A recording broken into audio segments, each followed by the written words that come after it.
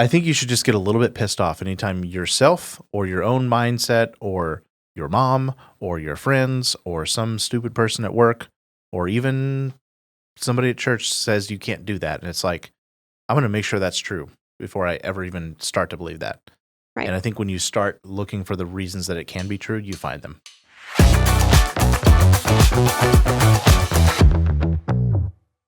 Welcome to the Maven Marketing Podcast. Today is Maven Monday. I'm your host, Brandon Welch, and I am rejoined by my one and only, the one and only, Valerie Welch.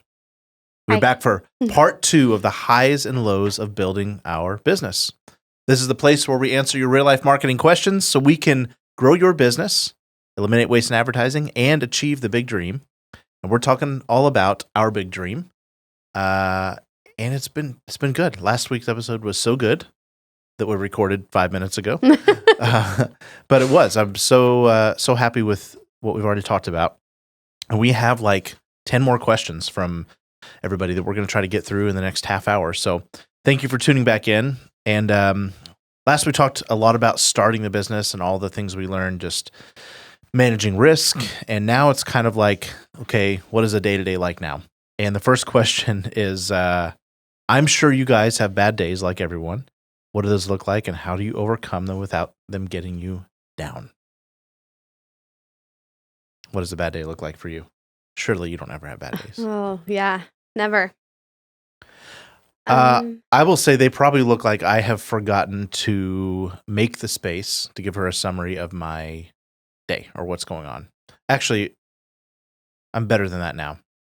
It's usually a couple of high-intensity few days that end up, it's like, okay, you've given me grace, and it's like, now it's time to check in, right? Right. Yeah, just really long days usually, or, when you have 4 kids and 6 people in your household, 18 animals. somebody's going to be having a bad day or a bad moment. So just trying to get through those and just keep going. But they can just be long days at times. And then if you haven't connected or if I haven't had an adult conversation, or I feel like I can't get everything done that I want to get done, that's usually what my bad days look like. Yeah, I don't know if you guys realize this. You're about to find out all about this with the next question, but Valerie homeschools our 4 kids. She runs the billing end of our business, which is increasingly difficult and complex because we just do so many things in so many different areas. She shows up for me. She goes to the gym most days. She cooks, cleans. I've never done my own laundry, which I'm only not embarrassed to say because I'm so grateful. I'm more grateful for you than I am embarrassed to say that. So, but she does it all, man. So I think bad days for us are just, all of them are long days, but I think they're just exceptionally long days without a breather. Yeah. And this happens a lot around holidays. This happens a lot around, this time of year is pretty bonkers because the kids are all doing 2 things apiece. Yeah. Yep. And so how do we overcome them? Sunday would be my biggest secret to that. We started embracing the Sabbath like crazy a few years ago. Yeah. We read The Ruthless Elimination of Hurry. Yeah. And he really talks about John slowing Mark Comer. down. Get that book. Yeah. And I think I listened to it. Maybe it was really good, whether you read or listen to it. But I think, having that day that you can count on. Reset. Batteries charged. Yeah. And then we'd have a lot more bad days if it weren't for that. Yeah. And we just don't do it. Or like read his definition of the Sabbath in that book. It's incredible. Yeah. So the only thing we might have as an agenda on Sunday, like literally the only thing outside of church, is cooking a meal together. Yeah. And we don't do family stuff. We don't do birthday parties. We don't do this or that for some networking thing. I would not, even though it would be a good thing to add in our life, I would not add church small groups or anything on a Sunday. I just wouldn't do it. We usually watch the Chiefs if they're on. Yep. Make a good meal, fancy meal, homemade pasta or something fun. Get the kids ready for the week of success. Yeah, we prepare for that. And if I'm having a really bad day, usually or if you're having a bad day, I usually can figure it out. And it's picking up that, like helping your partner. Yeah. giving them space sometimes, saying, I've got dinner, you go chill, you go take a minute of quiet. That's usually how I pick up my bad days. Or sometimes it's like, man, it's bedtime, everybody go to bed, and I go to bed too. Sometimes it's just good old-fashioned sleep. Yeah. We read an incredible book a few years ago called The 80-80 Marriage. And what I took away from that,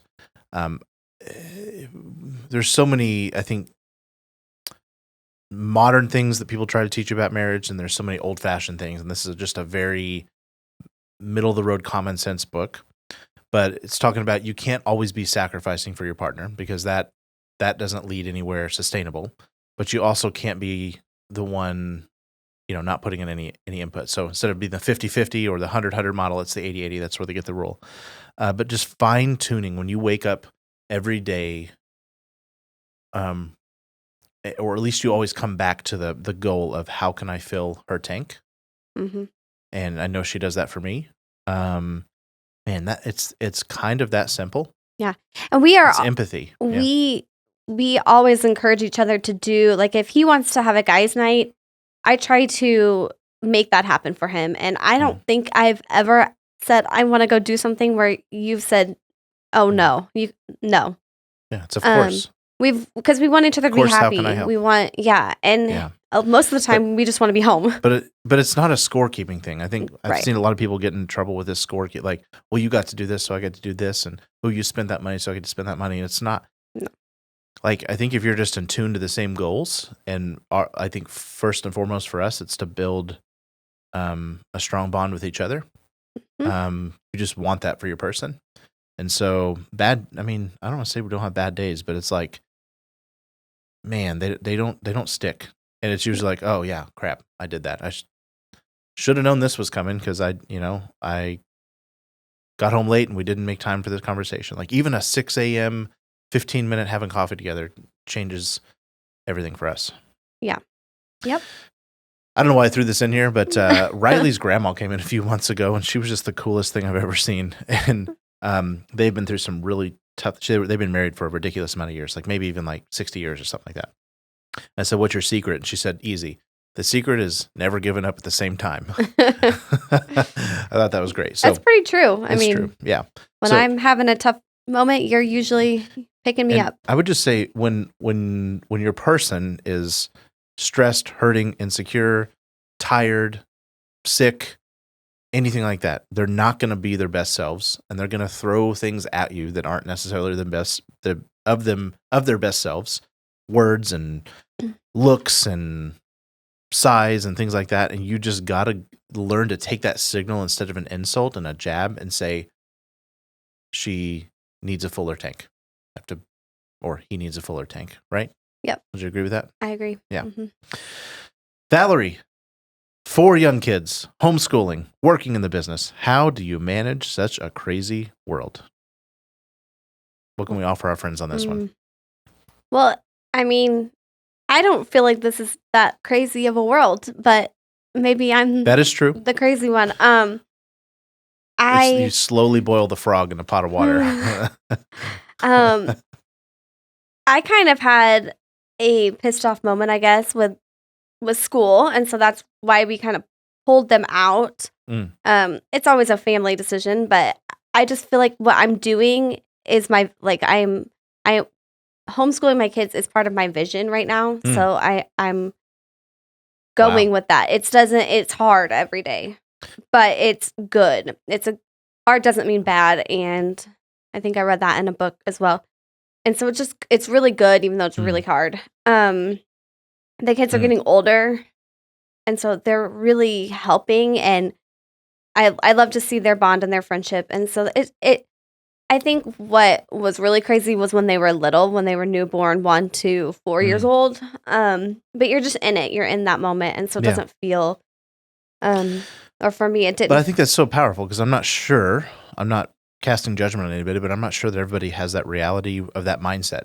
And so it's a mindset of gratitude, I think. And I've seen that. And like, people look at me like we have 3 heads when I say, like, oh yeah, we got 18 animals. That's true. We have 6 chickens and some frogs and dogs and cats and all that stuff. I don't know how that happened, but But and then oh yeah, we're going to go on vacation. Oh yeah, we're Mhm. going to go to the lake. We just Mhm. do all these things. I think they've come naturally to us, but your mindset is never, oh, that's going to be so hard. I think the moment you say, oh, that's impossible, is the moment it becomes impossible because you look for clues and reasons that that's impossible. Instead of Yeah. going, huh, well, I'm grateful that I can do that, and there's nothing really stopping us. I mean, Yeah. we have to mind financial goals and stuff like that, but one thing that you said earlier that I think was really key for us is we have learned to embrace adventure. Yeah. And something we have in common is that when somebody says you can't do that, or when somebody says that's hard or that's impossible, it's like, sit down and watch. We Yeah. almost, it's almost like, well, yeah, Kind we of can. fuel. Kind of It's like, kind of like, yeah. yeah. I don't love when someone tells me I can't do something, but I love to do it anyway. Um, I don't Mm, know. I don't know if that's like that competitive side of me, or I do love adventure. And anytime I'm feeling stuck or in a rut, I usually can, looking back, thinking, "Oh, I need adventure." Like, yeah. "Oh, I just need to do something a little bit crazy," and then um I mean, yeah, we were taking our kids to foreign countries when they were 6 weeks old. I mean, yeah. just crazy. I mean, stuff that people go, you actually probably was a little crazy. Yeah. Now, hold on. We should have gave the disclaimer. Um, our team, our parents, our friends, our neighbors, we have an incredible, incredible, incredible support system. Mhm. So we're not saying like, I think that's what's allowed us to tap into that mindset of like, oh, it is figure outable. And I think anybody can have any combination of those. We have some friends that their parents aren't still living, but they have really good church friends, or they Right. have really good, you know, babysitters, or they have really good, moms groups and stuff like that. Our homeschool community is really, really good at that. Mhm. And so I think you can find a community, ours has been very natural and a huge blessing for us. But Yeah. But, like, our neighbors have been we lived in a really fun neighborhood yeah, a while and we ago. and we do now. We Yeah. do now, but we had, like, 30 kids on the street or something, and so Yes. we all did life together, and that was really fun. Yes. And now we're doing that to a smaller degree, but our next door neighbors are some of our best friends, and Yeah. we have shared values, and we do all these amazing things together just in the driveway. So it's just, Yeah. you have your support system. Yeah. And I think that can look different no matter who you are. But with that, I would say if you have a support system, it's not that you're going to be a mooch and always be asking somebody for something, but help your people have that experience of like having adventures, and then embrace it. Like, embrace the things you can go do.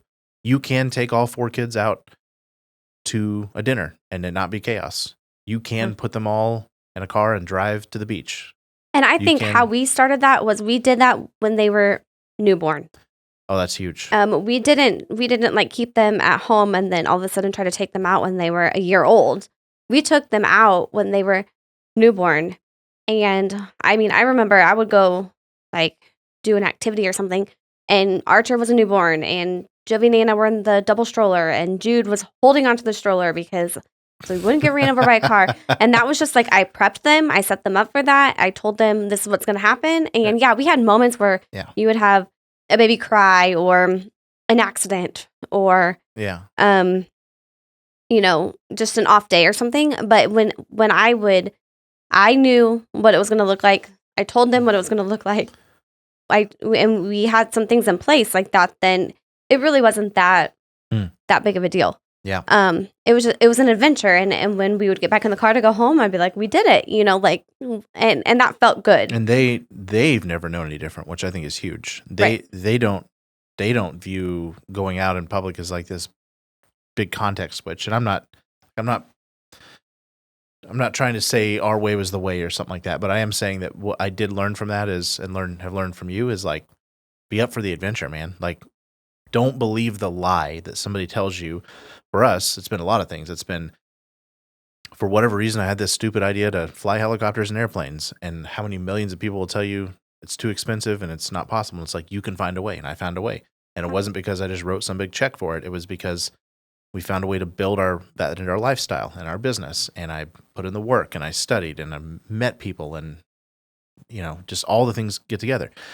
We've taken our kids to some really cool places, all 4 of them. And some people, and we don't even plan it. Like our last vacation, we got there and we just made it up as we went along. And it was phenomenal. We didn't have airplane tickets home. We figured it out as we went along. And I think just having that, I think some people cling to, I'm not going to do it until I have all the steps figured out, and you won't get to do a lot of things that way. Right. I think that's also why we had 4 kids in 5 years. In 5 years. That was on purpose, by the way. Swear. Yeah, it was always Scout's honor. Yeah. Always a big dream. And the best dream. I mean, Marley Furlow wrote that book called Everything is Figure-Outable. Mary. I think it's Marie Furlow? Marie? I think it's Marley. Marla? Marley? We should have looked that up. Hey, if you're listening, Marla, I think let us know how to say it. Marie Furlow, whatever it is. Anyway, you can find the book. It's Everything's Figure-Outable. And we actually got a chance to hear her speak a few years ago, and she was phenomenal. Right. And it's just, she came from like this single mom family, and they lived in a big city, and her mom was just they never knew that they were struggling because it's a mindset thing. It's like, dadgummit, if I want to do it, it's not that I can just flippantly do it, but I can figure out a way to do it. I can make it happen. I think of Megan here. She has a lot going on. I mean, arguably her life is one of the most difficult from a day-to-day I've seen, and she has managed to invest in real estate. She's managed to buy a beautiful home. She does all the things she wants to do, and she's figuring it out, right? Right. So, yeah. And I'm, not taking anything away from everybody else here. Being a partner, like whenever I had the idea to take the kids to Florida, or goodness, drive, I was driving, and you were like, okay, let's do it. Took my 4 kids across state lines. Like, who are you going to visit down there? But then the same, whenever you decided to write a book that took a lot of time, I was like, okay. Mm-hmm. And sometimes it was like, okay, but we still need to have dinner together. So we need to figure this out, yes. I still want to have our evenings, but yeah, let's do it. And so he would get up at 5 a.m. and work, or work at 10 o'clock at night. Yes. So I think sometimes you have to look outside of that box. Like, yeah, if you only have 8 to 5 and you try to fit everything in there, and yes, it might not look like, I think you should just get a little bit pissed off anytime yourself or your own mindset or your mom or your friends or some stupid person at work or even somebody at church says you can't do that. And it's like, I'm going to make sure that's true before I ever even start to believe that. Right. And I think when you start looking for the reasons that it can be true, you find them. Right. And I mean, that trickles into lifestyle. Like, how do you want to feel? How do you want to, your clothes to fit, stuff like that. Like or I've got a health issue and I want to figure it out. Like, you can figure it out. I've had friends that have gotten really into health and why their bodies aren't responding the way that they want them to, or so it can be more than just like, oh, I want to do a hobby or something. Not saying any of this stuff isn't hard. I'm not trying to say, ooh, we're doing, because I mean, cancer could just kick you, knock you on your butt. Mm-hmm. We don't ever have tomorrow guaranteed. Right. We don't have any of the blessings that we have today could be taken away in a second. But until until you're in that reality, as long as I think you're leveled and you're anchored and you're going, man, I'm alive, like, honor that. Right. Honor that. Realize what you have available. Honor the people in your life. Honor God in that way. Like, live a joyful life. And that is for whatever that is for you. If you want to go to the moon, I don't care. Maybe you don't want to go to the moon. Maybe you want to stay at home and pet cats and read books. And I think that's awesome too. You can do that. Yeah. Both of those sound equally fun to me. But so I'm just saying, this sense of adventure, wake that up, and don't let any stupid boss or anybody like take that away from you. And we do adventures, not all the time. I mean, we have moments where our day-to-day is just the day-to-day. It's not like you have to be on an adventure every week. Sometimes the adventure is talking to Archer. and just, or watching them in the backyard, right? Yeah. So, I mean, some of these big things, like, that was like once a year or something. Here, right. Not even that. But So some of these things we're talking about are big, big things, but And some of them aren't. Like I had a goal last year to read 40 books. And I read 50, and that was like, oh, I did that. It was not an adventure, but it was challenge. It qualified. Like I felt like whenever I did that, it got me excited and wanted me to, and I did more. Like it snowballs, and you want to keep going. Yeah. So that's what I call an adventure. It doesn't have to be an actual. And some of them are going to take you a while. That's a good example of a year Right. one. Flying took me 4 or 5 years to get my first rating, and then like 20, arguably like close to 20 to get my, since I started dreaming about it for the helicopter thing. So yeah. So sometimes it's just that consistency too. Like I'm not going to give up. I'm going to keep going. Yeah. The book took you longer than you thought it would, but then once you got going and had the right things in place, the right coach. Hi, Ashley. The right coach. Yeah. It took off. So, and sometimes it's those kind of tools that you need to someone, a friend to push you along, or a coach. Yeah. Practically, I'm going to speak up for Val. I think the things that allow her to get so much done, because that is one of the main questions I get asked by, peers that are either moms or just other people admiring how you hold our family together. There was 4 or 5 years ago, maybe a little longer, and I remember there was just this shift. I can't remember what you were reading or doing, but you were like, I'm going to do one thing at a time. And Val has built just this snowball of just incredible routines, and she's an absolute machine that doesn't stop. It's not that she doesn't have ebb and flow or something like that, but like those habits snowball. I remember the first one, you were like, the dishes are going to be done every night. And I think that was a pissed off moment. I was like, I'm tired of the dishes being piled up or something, like, so it doesn't have to be like this big, giant, start a business over it, but sometimes it's just a habit. Yes. I also learned to support her in that, and I learned what would happen if I did not support her in that pissed off moment. Now the kids do it, and that's really wonderful, but it was like, I'm going to make sure my dish, and I bet she had 365 days of dishes done before we went to bed. And then it was making the bed, and then it was laundry. Like I said earlier, I've had clean laundry my entire life, and I'm so grateful for my mom and Valerie. But I think I get questions like this, and I don't know what that's like. I'm just going to say I'm not mansplaining nothing, but I have observed you and your excellence, and I see you just schedule the structure, and you just have your list, and you've committed that to yourself, and you don't let that go away. Yeah. It's an Atomic Habits thing. Yeah. I just read Atomic Habits, but that's exactly what I'm doing. It's well, I think I first started the dishes when I think Jovi was a newborn. Yeah. It was sometime around that. And I remember where I was standing for sure. Oh. And it was, I think, a Rachel Hollis. I think that's when she was going live every morning. Yeah. And I don't know how I found her. But she really inspired me, and she always said you do one thing at a time. And then once you get that one thing going, then you can add to it. And then I've kind of related that to Atomic Habits. Once you get that one habit going, you habit stack, and you add to that. So my morning routine used to be like write your gratitudes, and now it's like 5 things, because I just stack them, and that's the first thing I do in the morning, and that's what I do. And if it's a Sunday, now you're on a Peloton streak. Yeah. So all those things. I also love to compete with myself, like any kind of 30-day challenge. If I am really into it, that's how that motivates me right there. Like I'm like, okay, I've gone for 29 days, I think, on the Peloton, and how many more can I go? Or Rachel did a last 90-day challenge. This was years ago. Where the last 90 days of the year, you did these 5 things. And I mean, I just compete with myself, because but it only helps me do better. Yes. So amazing. So, practically it's just, picking one thing, add it at a time to your schedule. I've not learned that art yet. Maybe I have. You know what? Maybe I have. There are 5 or 6 things I do every day without fail. Morning routine. And I've learned that from you. Like make breakfast and like make breakfast and leave out a lot of dishes. No, leave the stove on. No. Yeah.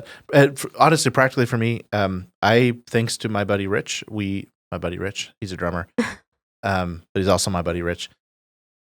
We work out pretty much every day at 5 o'clock. Mm-hmm. With that, we are reading something every morning or talking about some topic. Mm-hmm. Right now it's the Bible. We're going to try to get through the Bible this year. That's going to be fun. Are you doing the Bible recap? I am. Yes, yeah, it's pretty good. Yeah. I like it. I meditate. I have a 15-minute meditation thing I do, and prayer. I call it meditation. Prayer. It's the same kind of thing for me, but prayer is meditation plus, right? You should do it. And then so I have that morning routine, and I think that's so key. So, all right, Atomic Habits. Read the real expert on all that stuff, but compete with yourself. Add things and realize. I think the big thing here is when you think you're full, you're not. You just need to add one more thing. And then 5 years later, you realize, oh my gosh, I'm a machine. Like most people look at Valerie and go, how did you do that? It was just one thing at a time. And I have times where I take breaks and I need just to reset. But yeah, for the most part, these core ones have been there. So time is getting a little tight. Unless you have a ton to say about this one, I'm just going to say this next question. Okay. Valerie, how do you manage when Brandon travels for work? 4 kids all by yourself. Yikes. I would say yikes. I would just say all those things we just said, the routine makes it possible. Yeah. And I challenge myself. I'm like, okay, he's gone. Let's do this. 5 days. We've got this. No problem. And that's how we go. Yeah. And when he gets back, we've made it. We did it. It's good.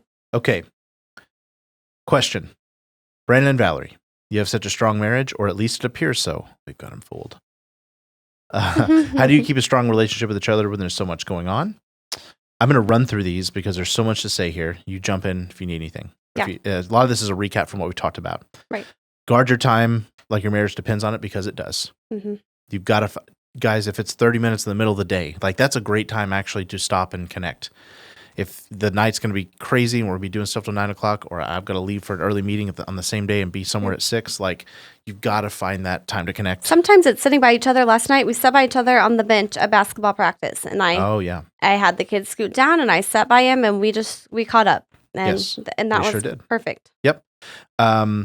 Protect family night at home. So like Val's done that so well over the years, 2 or 3 nights where it's just the family. Eat dinner at the table together. That's probably obvious to all of you wonderful people listening. It wasn't always obvious to me. Right. Sundays are for rest. We do not do anything. Don't invite us to a birthday party. We probably won't go to your Super Bowl party even. We'll probably do. Sorry, that was a little extreme. We'll probably do our own little. We'll do our own little thing, but that's a little selfish. We'll go to that sort of thing, but very, very, very, very few things ever just pull us out of a Sunday together. My rule over the years, moving on, has been leave it in the car. A hack for all people who are busy working and work. I wrote a thing called Drive Around the Block. It was a Frankly Friday a few maybe months ago. It's called Drive Around the Block, and just like give yourself space to disconnect from your work world to your home world, and make sure you're greeting your people with the greeting they deserve. Like, I'm not going to say I'm wonderful in doing that, but like for me, it requires me to do that sometimes. And I want to show up to my people the way that they deserve for me to show up. I have a laptop in my backpack rule. Like I don't just bring my bag in, I leave it in my car.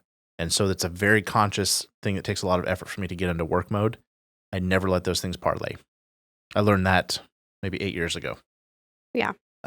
Just leave it at the office. And if you have to work at home, make a conscious switch from one mode to the other. Yeah. When we do talk, go ahead. When we do talk about work, it's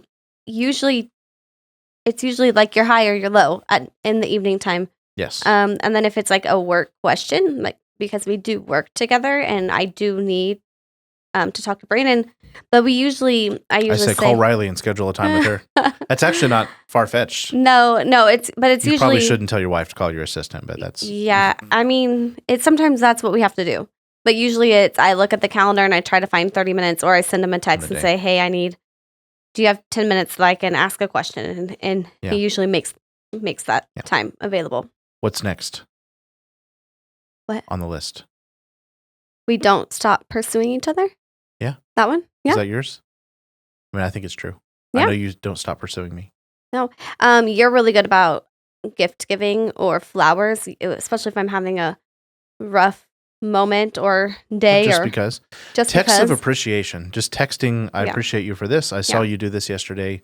Like that gratitude in your marriage is so, so, so important. Don't ever stop dating. I know that's cliche to say, but man.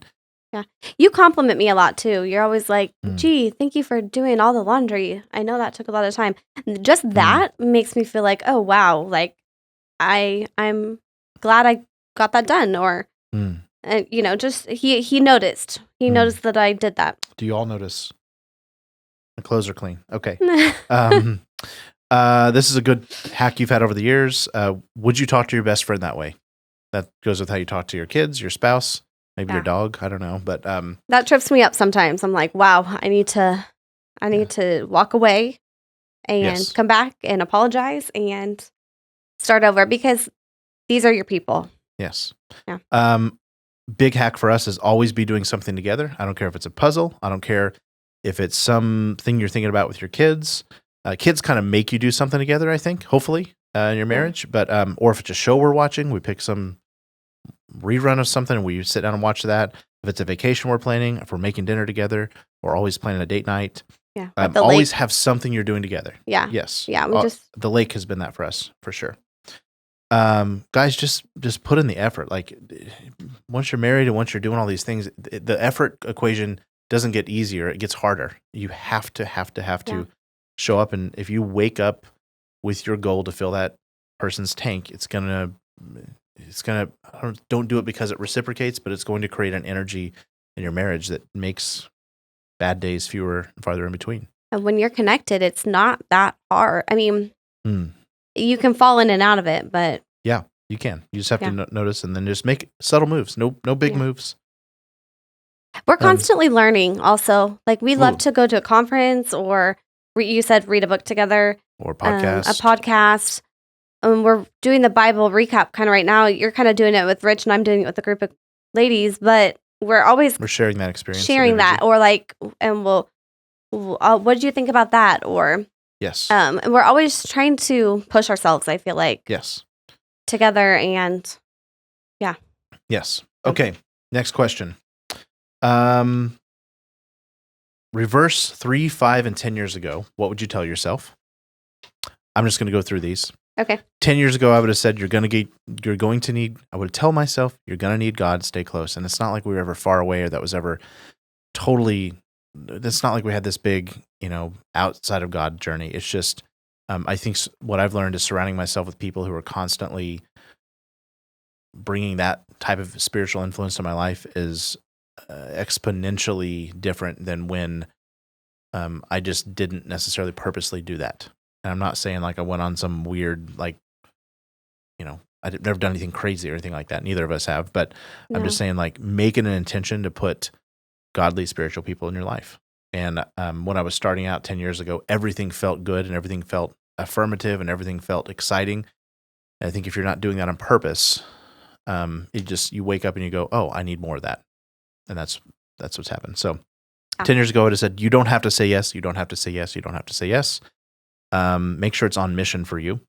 I would have said, dude, it's only marketing. It ain't that serious. Just let go of it. Oh, yeah. You would tell yourself that. Yeah, I would tell myself that. Okay. I would say you're not going to lose it all. You're going to think you're about to, and then the next big thing's going to show up for you. Doors are going to open if you keep convicted about a mission. Watch out for shiny objects. That's been people over the years. That's been certain investment opportunities and things like that. And there's nothing more important than the thing you already have to invest in. You're so much better. I don't care what it is. I don't care if it's a side business or whatever. You're so much better to work on the thing you already have than to try to convince yourself that there's a next better thing. 5 years ago, I would have said, never stop commanding the vision. I had the illusion, I talked about this in the last episode, that my team could build that with me. And I always want them to collaborate on how to get it done. But there's a certain part of the vision and the pissed off moment and the conviction, and this is where we're going, that you as a leader have to own. Or, that's just plain and simple. Whether that's for your company or for your marriage or anything else you're trying to build. I would have this showed up again. 5 years ago, I would have said, say no more often. You can say no. It's okay. So, no, I would love to, but I can't. Those are magic words. I would have told myself 5 years ago, embrace ages 1 through 3 with your kids. And yes, I'm saying it. You heard it here. It's not that I wasn't there or anything like that. I probably didn't ever miss anything, but I was not always present, or I didn't realize how special those moments were. You heard it here. 1 to 3. Those go by so fast. I would have said hire, slow, fire fast. Hire slower, fire faster. And fire doesn't mean I hate you, get out of my life, but it's honesty. Like, hey, I don't think we should work together. It means you're not on the right seat in the bus. You're not on the right seat of the bus, or we're not of the same value system. And instead of being afraid to say that, just say, I'm doing you a favor by being clear with that and compassionate by doing you a favor with that. And I'm going to let you free to go do your next thing. Right. 3 years ago, I would have just said, dude, it's okay. There's a lot behind that one, but it's okay. It's okay. Yeah. You're supposed to be here. Sometimes we go through things that feel like hell, but they're preparing us for something so much greater, and it's just okay. Yeah. And as long as you don't give up or just do something rash and impulsive and stupid, you're going to have wonderful people show up, and you're going to be exactly where you should be. Interject anywhere here. Okay. I would have said let them go. That had to do with a lot of opportunities or things I thought I was supposed to be doing. Had to do with people. That had to do with this fear of letting a bunch of people down. And it's like, no, dude, let them go. Mm-hmm. Let them free. If you love them, let them go, right? Right. I would have said power down your phone more often. Still learning that. Do not disturb. Do not disturb. That's been a blessing for us. Yeah. I would have said go to church, even if you think you're getting that stuff filled other places. And I was getting, I was listening to podcasts and all these things, but there's magic in getting up and going to church. Mm-hmm. I would have said 3 years ago, I would say have a morning routine, lean into your prayer, lean into your meditation, clear your mind before your day, plan it out. 3 years ago, I would have been nicer to myself, and I would have said, you're doing the right thing by loving your team. I was sometimes at odds with, have I done enough? And it's like, yeah, dude, you were doing good. Good job. Yeah. You take care of your people. I love them so much. Mm-hmm. Anything you would add to 3, 5, and 10 years ago? I don't know. I don't think you covered it. We're circling, trying to land this plane to save you from another 45-minute episode. My team. This question is easy. When did you have burnout? How did you overcome it? I couldn't have overcome it without the team. I would have lost all direction. I'm talking to Caleb. I'm talking to Megan and Carter and just all the people that have shown up that are even new on our team. I had burnout pretty severely 2 years ago. Yeah. And what it really resulted from was a kind of a disappointment and a guilt maybe that I had not stayed truer to my mission. And I had this reality. I woke up and the team was so productive at that point. And we frankly had a bigger team. And the work was coming in and out of the organization without me touching it. And they were like, I would show up and they'd kind of be like, shoo, we don't need you. And but I realized the work was what I missed. But also that was kind of a breaking, our team split up. Anybody who knows us or knows our story, we had a sort of a parting of ways with a big chunk of our team over a period of about a year. And that's really hard. It was really, really hard on me. Brandon really takes care of his people and loves his people. So when he feels like his people are leaving, that was really, really, really tough. I've never seen him that low, maybe. It was hard. So it was the team that possibly brought me there emotionally, but also the team that pulled me out of it. And so, Caleb AG gets a big crown. And the Nates and the Audreys that have shown up in the wake of that. It's like Riley, we had to part ways with those so that we could have the Nates and the Audreys and the Rileys and the Daniels. You have to go through the hard Not to get out, to Daniel. You're just really good. Yeah. So So we're so blessed. All of this is to be said, like where I would land this entire question of like if there's any, shiny things to be observed from our last 10 years. Like I would say, if you look at anybody, don't settle for the lie that it's just this perfect world. Like what they're showing you on social media ain't all it is to be. And none of us are just going to go show our dirty laundry. That's not going to happen. But the thing for us, the secret, if you're wondering what the secret is, it's our support team. Right. And I think we do a lot to love on our support team.